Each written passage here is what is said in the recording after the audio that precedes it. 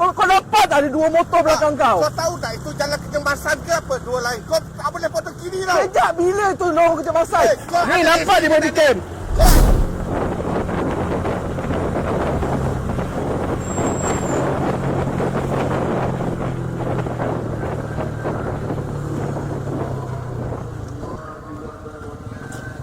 Betul lah. Babi ni kereta tak kasi bagi signal ke Barwah.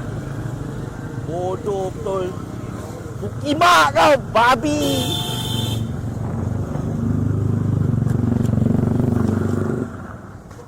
Kau bahal? Ha? Kau bagi signal tak? Kau dapat ada dua motor belakang kau. Kau tahu tak itu jalan kecemasan ke apa dua lain? Kau tak boleh potong kiri tau. Sejak bila tu lorong kecemasan? Ni ada nampak di body cam. Kau tepok tau. Jom, balai.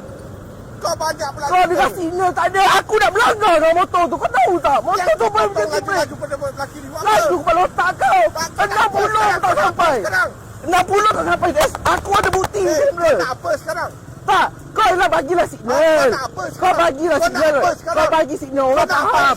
Tak, sekarang ni cara kau bawa tu amat ke tak? Kau nak apa sekarang? Kau nak bawa accident tau. Ha?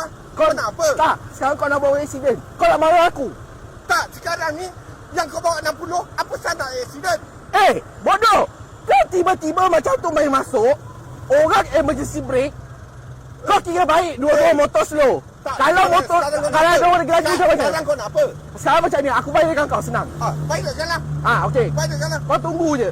Kau bawa macam sial, signal tak mesti nak bagi. Kau bagi signal. Tak, kau bagi signal. Sekarang ni kau nak apa? Aku nak lihat kau di balai. Jom. Pergilah balai. Jom. Pergi. Aku tunggu kau kat balai trafik. Sekarang tak payah balik. Aku tunggu kau kat balai trafik. Pergilah. Aku tunggu kau kat balai trafik. Pergi. Aku cabar kau. Kau nak potong, kau nak bawa residen, kau lagi nak tunjuk ego kau, kau nak tunjuk balas kau dengan aku, kau jadi balas. Pergi balai trafik, aku tunggu. Kau nak apa sekarang? Jangan nak pakai bahasa kimak Kau bodohkan aku apa? Aku bodohkan kau memang sebab kau bodoh. Kau nak buat residen kau.